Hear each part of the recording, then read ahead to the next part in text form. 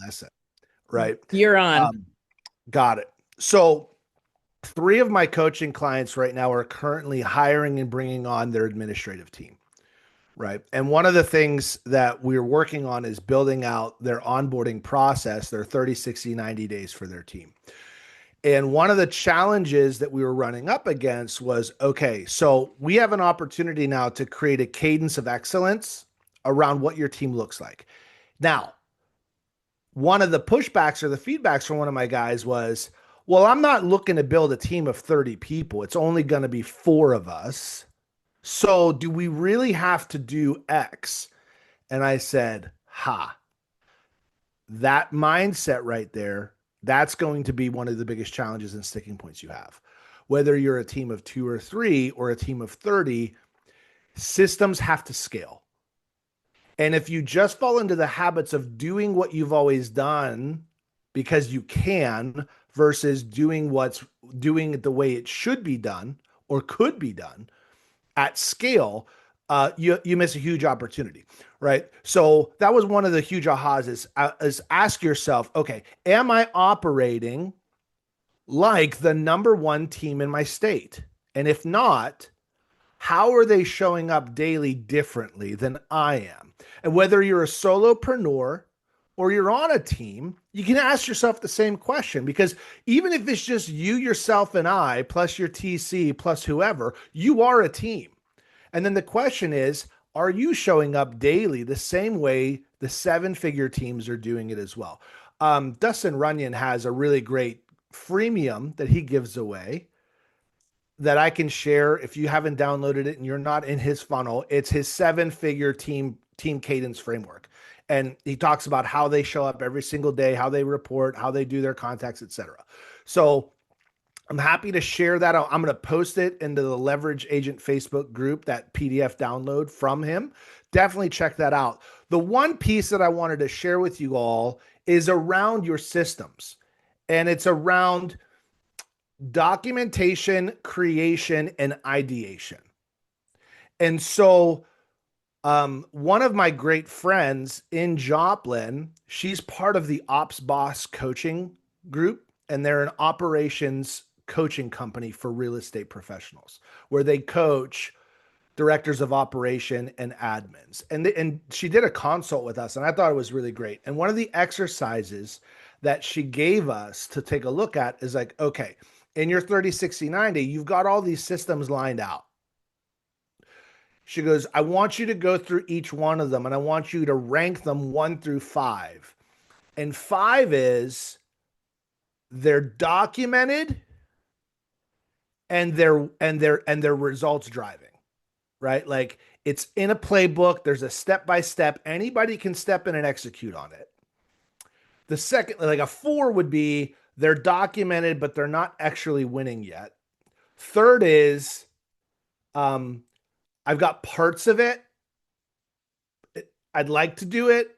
We haven't finished it. There's just pieces of it, etc. And you may be on some of these calls, and when we talk about like the vendor domination program or outbound cold calling for FISBOs, expireds, or you may have heard of some of these systems. And you're like, these are really great, and you may have parts of it. So that's like a 3. A 2 is you've watched the video, you haven't started anything yet, and 1 is like I was told that these are the things that we should be putting in our business. I don't have it. I don't know how to start it. And I don't even know where to go. But like, it's definitely something I want to be a part of it. Right. So 1 through 5 and see where you're at with your systems. And you should be at a 4 or 5 with 80% of your stuff or more to where it's not in anyone's head. It's in a binder. It's in an SOP. It's in a checklist that anybody can walk into and you can say, hey, start at the top, watch the video, watch the things, execute, execute, execute, and go. Michelle's being polite. I know it doesn't happen very often. I get excited and I jump in.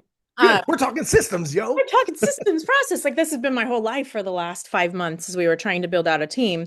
We have had iteration after iteration of conversations on how do we build out processes and systems and tools. And granted, what we're building is probably not what some of you need right now, from a perspective of we want to grow our team to 20, 30, 40 agents. So we're preparing for that growth. But I think a lot of the same processes that we're using apply when you think overall. Two things, like two just kind of quick tips, easy, whatever. If you guys decide that you want to build these out, there's a couple really good tools you can use. Obviously, Gamma's great, like a combination of Chat GPT and Gamma. You can say chat to chat, like help you build out a process that you can put into Gamma, and then you can make that like a presentation that you can talk to people about. That is really great too. I've got to look on my computer because I can't remember the name of it. Scribe AI. There Mhm. is a product, and it's like $20 a month, so it's not bad, but it's called Scribe AI. And as you're walking through a process, you hit a button and start, and it screen records, like it takes screenshots of everything, and then Is you, it scribed with a D? yes, no, Yeah. Scribe, SCRIBE, Scribe. I'm pretty sure it's just Scribe. Let me look. I'm familiar with the one with the D. Let me look. It might be Scribe. Just make sure I'm telling people the right. It's Scribe. Okay. Yep. And it looks, it's like got this red circle with three white lines in it. Okay. Um, Pretty sure. Now we got, yeah, that one, Scribe. And what it will do is, I wonder if it'll let me screen share and show you guys real quick, because it's pretty cool what it does. So let me just pull up like something random here. Scribehow.com. Yeah. Yeah. Scribehow.com. So let's say I wanted to show someone how to find taxes on the Polk County Assessor website. Can you guys see my screen? Okay. I would click on, I've got the Scribe extension on Chrome. So I would just click on that. And then as I'm going through things, so I'm going to go ahead and tell it to start. You guys probably can't see this because of the faces the way. Okay, so I'm going to tell it, I told it to start. And then now anytime I click on anything, like I'm going to go estimate your taxes, and it's going to take me there. And then maybe I need to go click on this, right? And it's going to take me there. Okay, I need to go to this button, right? So like you've got this process, and then you do complete capture, and it's going to put it into a training document that has all the steps, and you can update the verbiage up here of what you want, like go to this website, click on this button. You could add context into why you're doing that. But now you can share that and export it to a PDF, and you've got your training guide for the next person. So it's just taking what you are already doing and taking the time to slow down a little bit to do the clicks and create your document.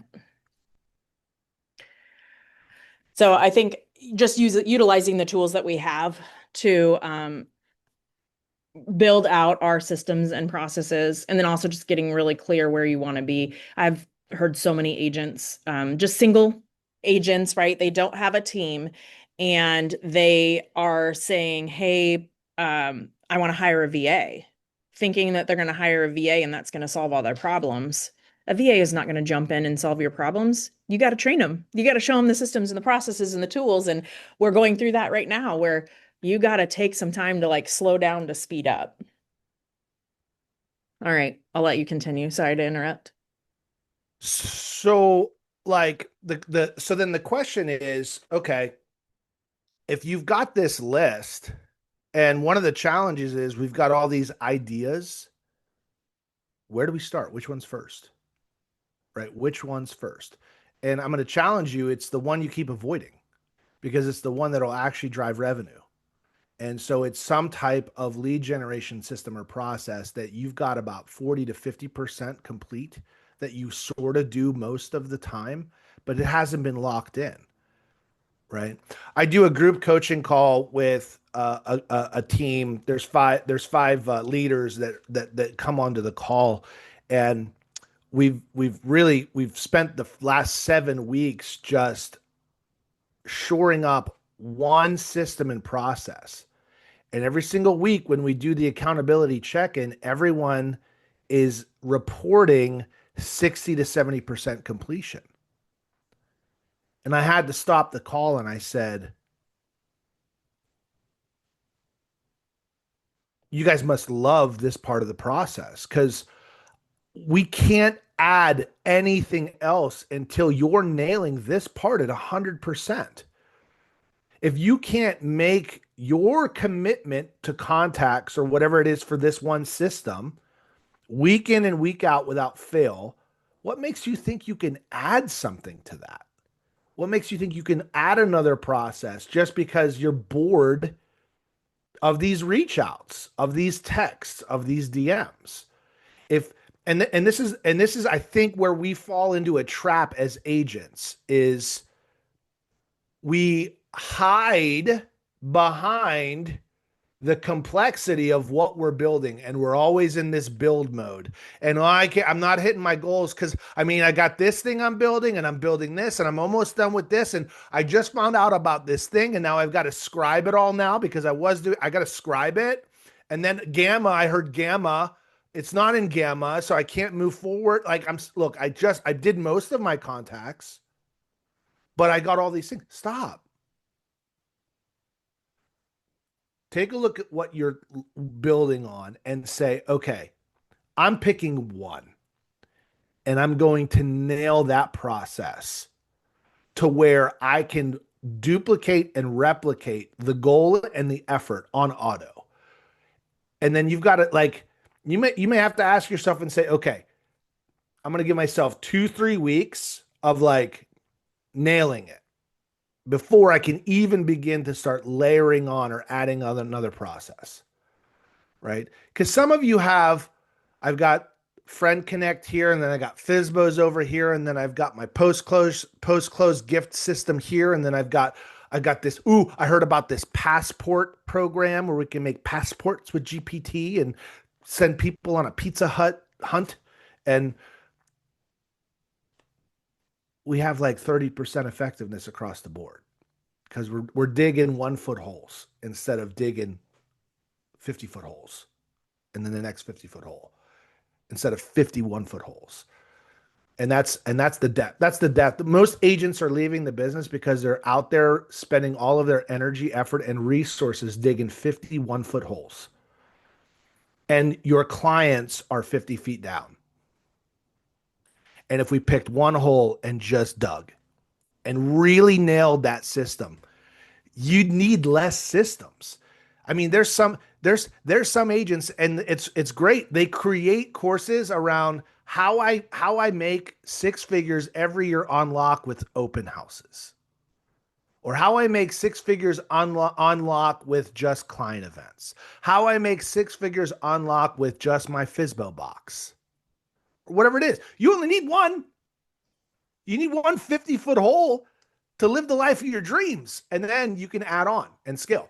And so I found it really interesting, and it was really fun being on just in the stands and observing and having another coach have this conversation with them.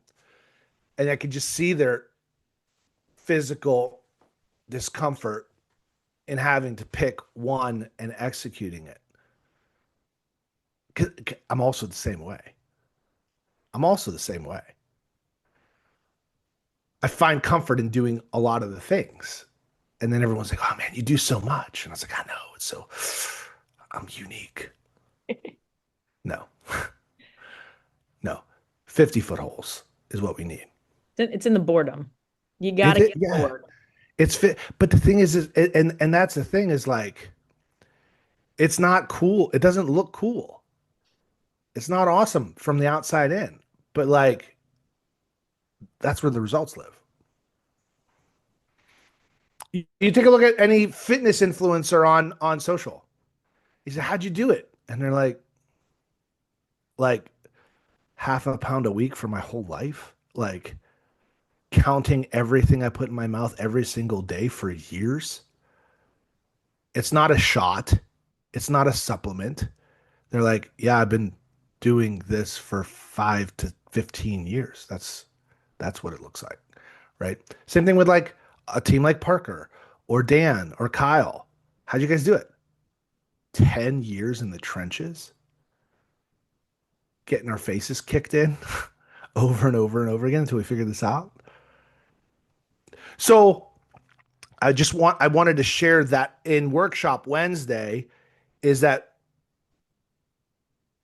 the moment you're like, I need a new system, once that feeling bubbles up, ask yourself, What are you avoiding that you think the system's going to hide, that the next system's going to hide? And are you a 10 out of 10 in any one of your lead activities? And I don't care which one it is, right? Like I'm not in the school like you got to make calls or if you don't door knock, like I don't care what it is. Pick your direction of where you're going to acquire new bodies that you can help buy, sell, or invest in real estate or solve a problem. And then put yourself in the 1% of people that execute on that one pillar. Do that consistently and repeatedly. Prove it and then layer. And now start building on.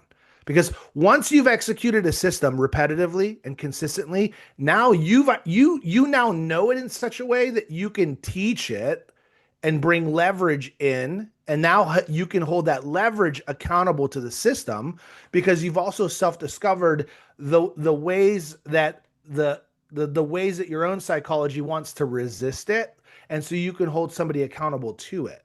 Because you know, like, hey, right around week 2.5, 3, you're probably going to start like faking your numbers to me because it's really boring.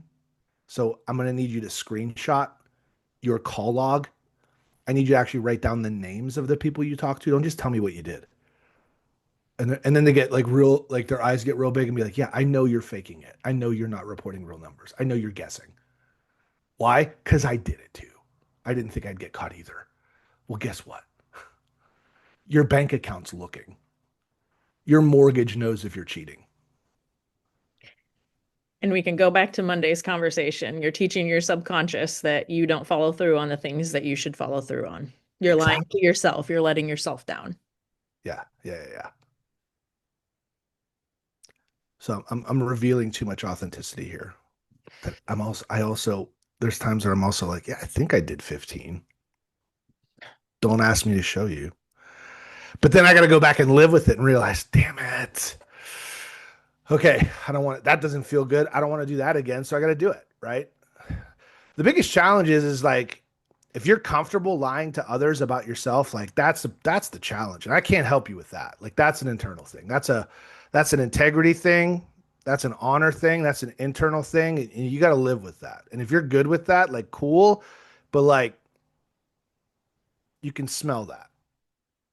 It gives off an odor, if you will.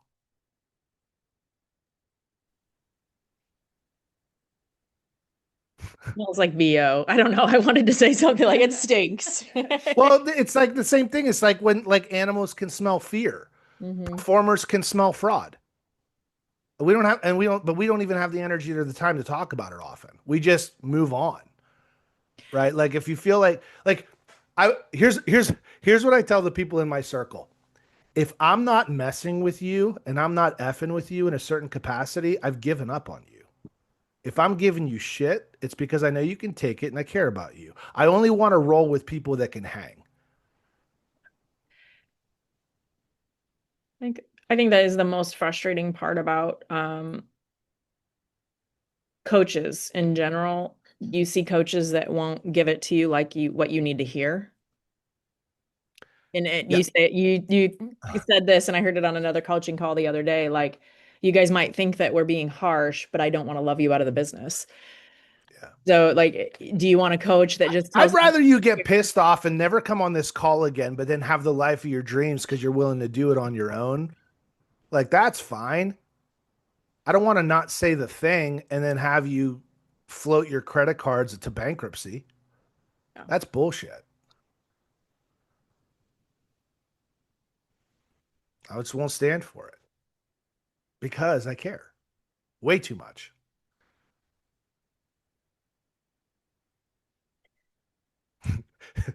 Call just got freaking funky, I feel like the question of the day is then what are the 1 foot holes we're digging? right? What are the 1 foot holes we're digging, pretending like we got a field full of wells, and really all you got are potholes, right? Like if you were an oil company, for all my Texas people on the call, if you're an oil company and you only have one extension on your drill and you're digging 1,000 10-foot holes, you going to ever get any oil? Your company's bankrupt. Guys, the same thing with our business. And in this market, the bigger the interest rates are, the deeper the clients are. So you got a lot of people that they lived in 2020, 2021, 2022 when all the clients were came to the surface. In fact, there were clients like flying out of the like everyone was running around with buckets just catching clients. And my landscapers just went full blast on my window. I don't know if you can hear them. I'm like, oh.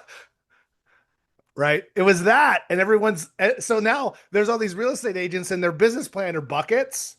They're like, we're here to catch all these clients that are jumping out of these holes. Everybody else is like, oh man, buckets are so 2021, dude. We got drills now. We have pickaxes. And you're like, but I bought buckets. You're like, sorry, man. The buckets aren't the thing. You got the wrong tool. I don't know the exact numbers, but I heard a stat the other day. There were like 1.9 million or 1.8 million realtors at the beginning of the year or last year, and now it's like 1.1 million. Like it Correct. is That's close. almost That's increased close enough, if 50%. not Yeah. exact. Yeah. Yeah. It's crazy, but I think it's that exact thing is that people Mhm. realize that we're in a market where you have to work to get your leads, work to get your clients, and people don't want to work. And here's the work that we're talking about. It's being willing to have a conversation with people that aren't ready to hear it, but they need to hear it. Right? It's like Brad having being willing to have a conversation with somebody 100 days in on the market and telling them what they need to hear, not what they want to hear, in order for them to stop the bleeding. Right? We're in triage mode sometimes. Like, hey, right now you put yourself in a no-win situation. Right now, let's limit your losses. I know it's not the offer you hoped for, but it's the offer you got. And if you don't take this offer, it's going to cost you $18,000, $20,000. So take it. Cut the $3,000 check versus the $18,000 check or whatever it is. Right? Take it. Move on. That was your tuition on this one.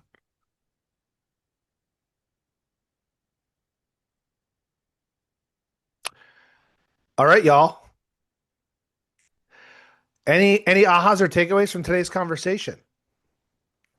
Anyone willing to talk about any of their 1-foot holes and say, okay, I'm going to leave those on the shelf for a minute and ask yourself, all right, what's the well I'm willing to dig right now and get deep on it so you can have a steady flow of opportunity.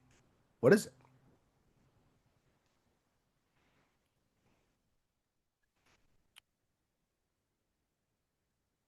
I mean, that's one of the things I've been trying to work on because of the time in the day, right? To really Uh, focus on what three things are the priorities for like digging the holes, like my conversations, going through the MLS and like with the time in the day. So it's really something that I've been really trying to focus on a lot lately, just because yeah, I can't get to everything that I want to get to, right? yeah, So yeah, it's good. It's a good reminder.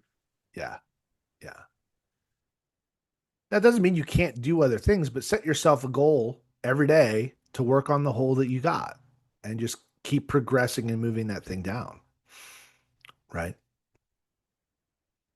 Awesome, guys. All right. Well, it is time, and I want to honor that time. And we'll see you Friday. I'll be here on Friday, and then right after that call, I'll be heading to the hospital again for the next round of One Arm Bandit.